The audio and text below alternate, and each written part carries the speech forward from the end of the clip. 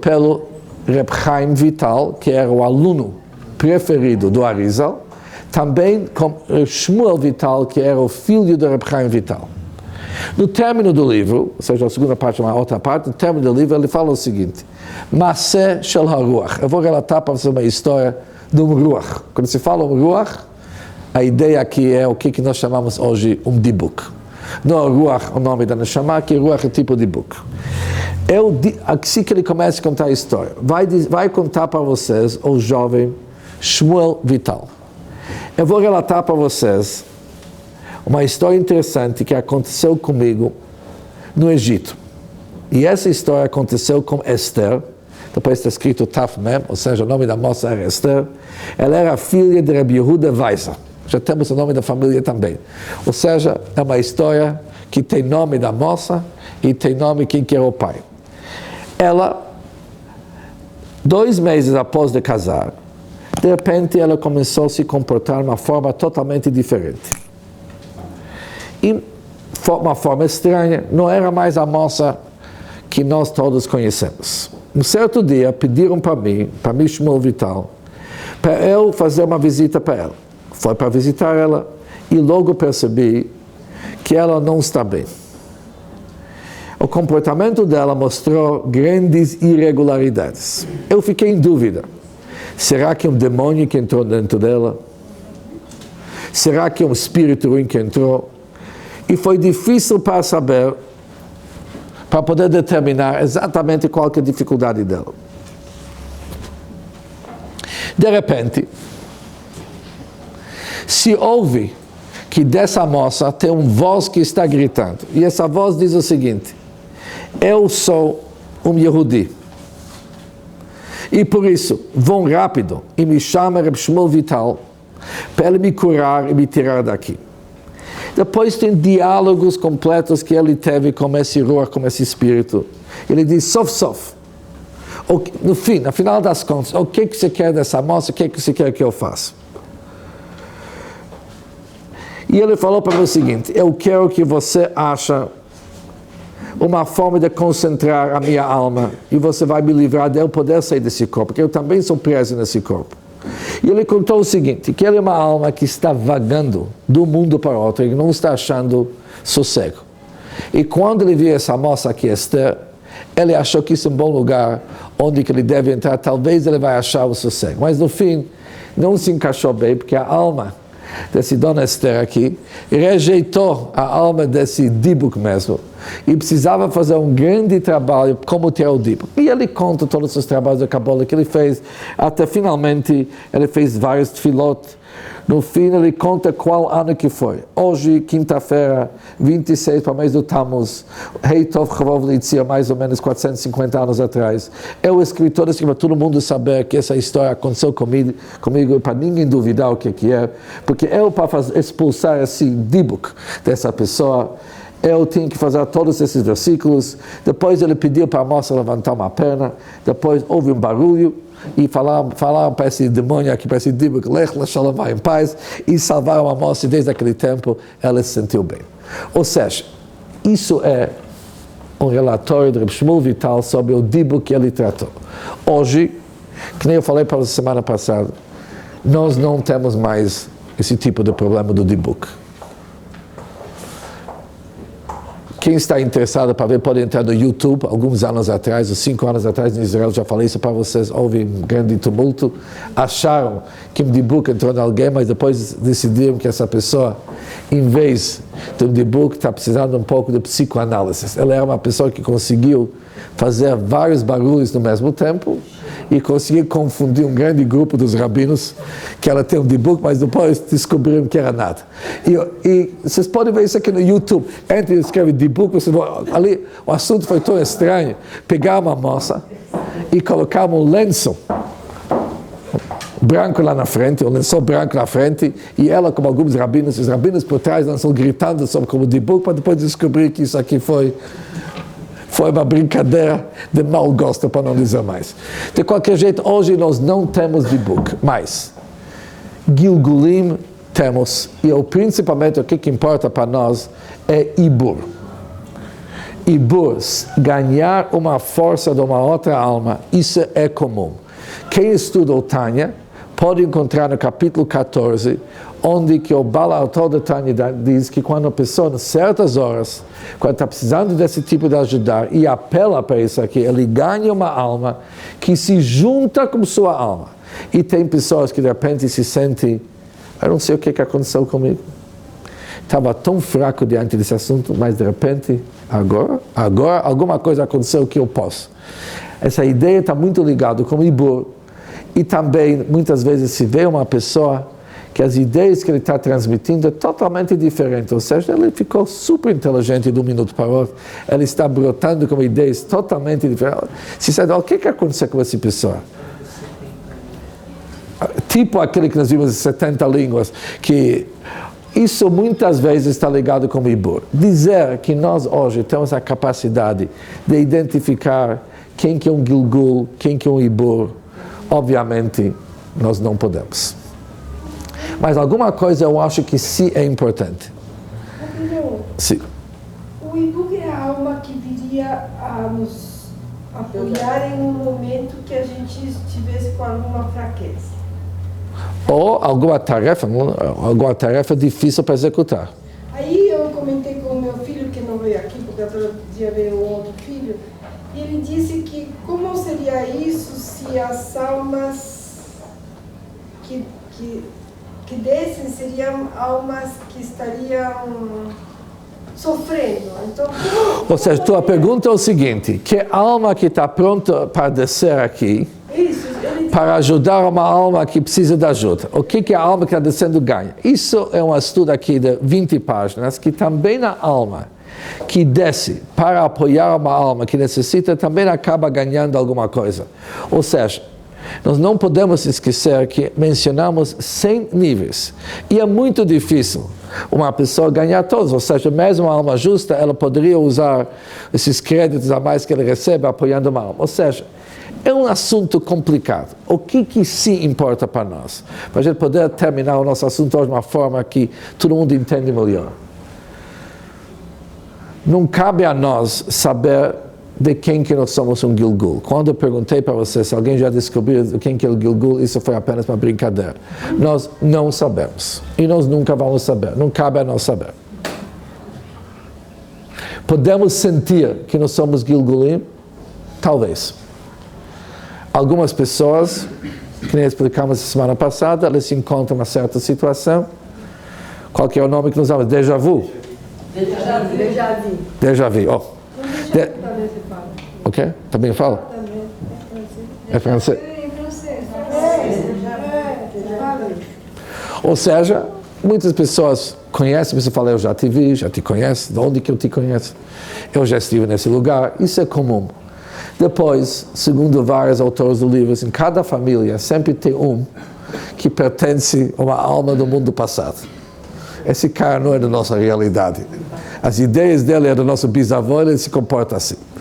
Muitas pessoas acham que isso está ligado com Gilgulim. É difícil provar. Gilgulim, qual ligação que nós temos com Gilgulim passados? Se isso aqui faz parte da nossa Torá, faz, que nós vimos semana passada. Tem muitas pessoas, segundo a Arizal, isso sim é importante para nós, que tem um gosto especial para determinado mitzvot. Por exemplo, tem uma pessoa que para ele, tefilin é a mitzvah mais importante que tem. Ele nunca vai perder colocar tefilin. Ele vai comprar os melhores tefilin que tem, ele vai ajudar todo mundo com tefilin. Ele vive com tefilin.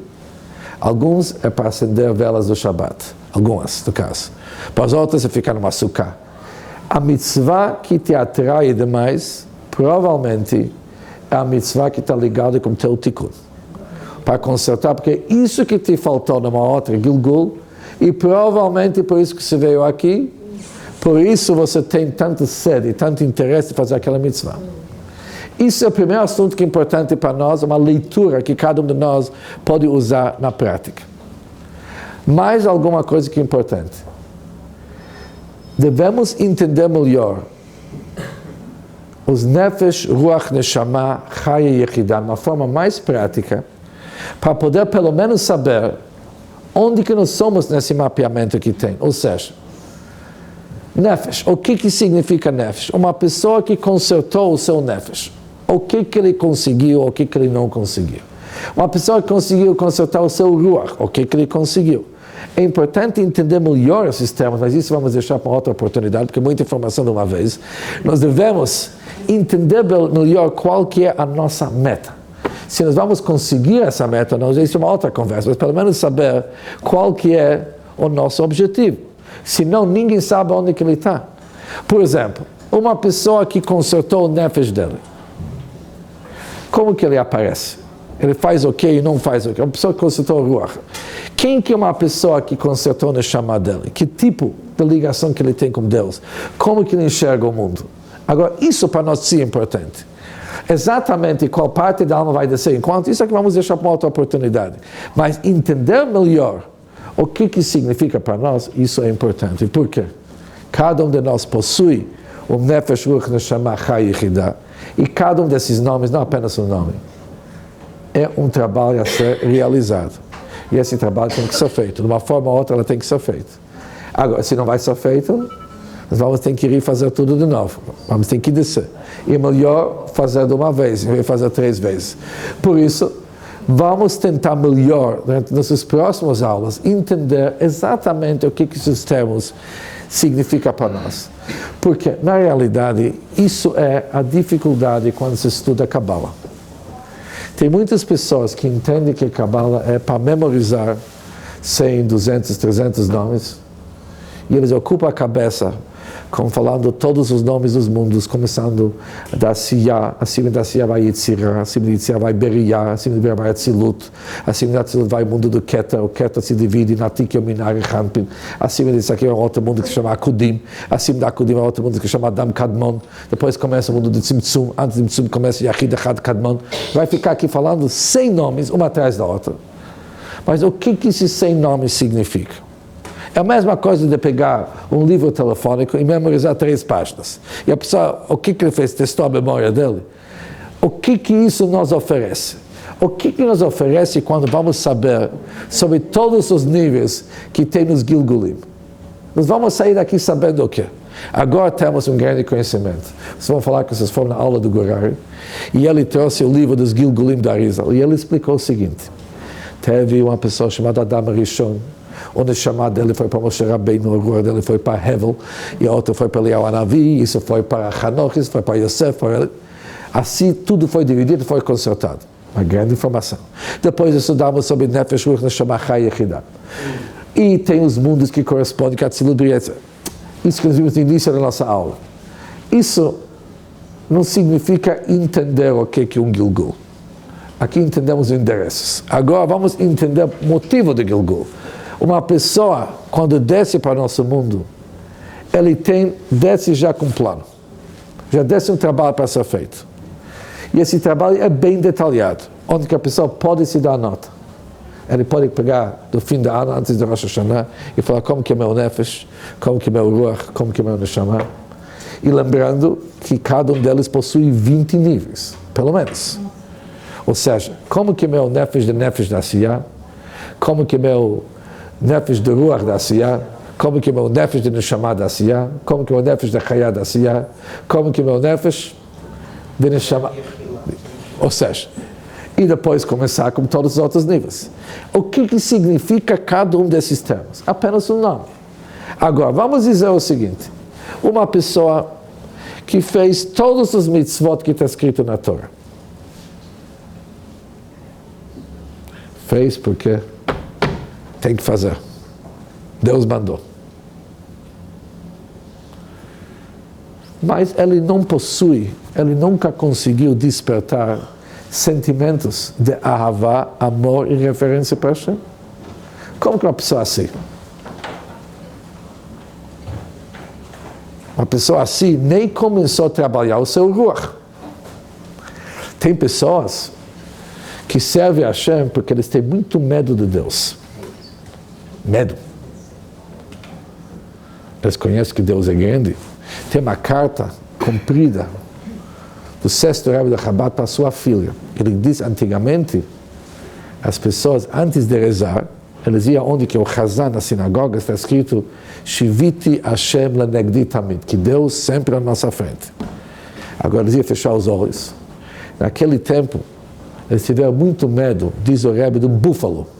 O búfalo é uma coisa que assustou todo mundo, porque de um lado é um tipo de uma vaca, mas uma vaca assim, como upgrade, um pouco perigosa. E ele imaginou o seguinte, eu vou começar a rezar, tem que despertar sentimentos de reverência para Hashem. Imaginem que eu estou indo numa ruazinha pequena, na minha frente vai um búfalo. E não tem onde escapar. E ele começou a meditar, se aprofundou demais nesse búfalo, e cada minuto ficou muito mais nervoso. Falou, agora acho Deus, que é muito mais forte do que o búfalo, com certeza que tem que ficar com medo. Quando terminou isso, estava pronto para rezar. Esse tipo de sentimento é super pobre. Medo, se dedicar com Hashem, por medo do castigo, isso é pobreza. Pobreza. Agora, se é necessário ou não, está escrito em vários lugares, em Hassidut, que isso serve como shock treatment. Todo mundo sabe o que é shock treatment. De vez em quando tem que dar alguém tratamento de choque. Quando alguém está querendo falhar, você começa a falar para ele, você sabe como que está o inferno lá em cima? Você não sabe o que é o fogo. O Talmud começa a explicar que 70 anos de sofrimento do Iov, eu acho que Iov se chama aqui Jó, não chega para 1 minuto no inferno lá em cima. Você pode imaginar que tipo de inferno que é isso aqui? Ok? As pessoas fazem assim, não sei. De qualquer maneira, a pessoa pode começar a pensar muito do inferno. Vai servir achando que tem muito medo do inferno. Isso existe. Agora, pessoas assim, jamais que eles saíram daquilo que chamamos nefesh. Você pode olhar para eles, a conduta deles é impecável, fazem todos os mitzvot. Pode ser chamado de tzadikim, mas estão no nível do nefesh. Tem pessoas que entram no ruach, eles conseguem servir com sentimentos, mas o intelecto deles não está bem desenvolvido, ou seja, não desenvolveu bem o intelecto. Agora, de chamar representa intelecto e níveis superiores de intelecto. E assim diante, cada nível se subdivide em várias etapas, porque tem várias etapas. O que se chama intelecto também tem vários níveis. Agora, uma pessoa tem que ter noção o que se chama, qual que é a tarefa de uma alma quando ela desce aqui no mundo, o que se exige dela. Ela tem que passar por todos esses, porque sabendo que não foi feita uma parte, vai voltar para fazer de novo. Por isso, essa parte de Gilgulim que é mais importante para nós do que todas as outras perguntas. Ou seja, na primeira aula nossa, a gente se dedicou principalmente para saber a visão da Torá sobre Gilgulim. Tem origem na Torá sobre Gilgulim, todo mundo concorda, todo mundo não concorda. Vimos várias histórias que pessoas contaram sobre Gilgulim. Vimos que é um conceito que hoje todo mundo concorda que faz parte da Torá. Houve uma época que tivemos discussões, que eu mencionei para vocês, Reb Saadia Gaon, ele foi contra os Gilgulim, mas depois que o Zohar foi divulgado, principalmente as obras da Arizal, Gilgulim foi algo que todo mundo aceita. Ou seja, provavelmente todos nós somos Gilgulim. Qual ligação de Gilgulim que existe entre nós? Não sei. Mas somos Gilgulim. Isso foi a nossa primeira aula. Hoje vimos um pouco sobre o que significa a missão da alma, níveis da alma, como se termina. E como se vamos de um nível para outro. E o que acontece quando não termina. Vimos um pouco sobre Ibur. E vimos que isso aqui é um grande plano. E o plano tem que ser feito início até o fim. Se alguém fez metade do serviço, ele volta depois para terminar. Tem que terminar, não tem parar no meio do caminho. E vimos que o caminho é longo. Vimos que o caminho tem várias etapas. Contei para vocês um pouco da história do Dibuk, mas vamos tirar o Dibuk um pouco do nosso assunto, porque não é algo que acontece hoje. Vamos voltar para os Gilgulim, e se Deus quiser, semana que vem, vamos se aprofundar mais nos conceitos do Nefesh, Ruach, Neshama, Chai e Yehidah, e saber qual que é o objetivo desses nomes, o que queremos atingir, e o que significa que alguém terminou o trabalho do Nefesh, falta Ruach, o que significa alguém que terminou o Nefesh e Ruach e falta Neshama, e assim em diante.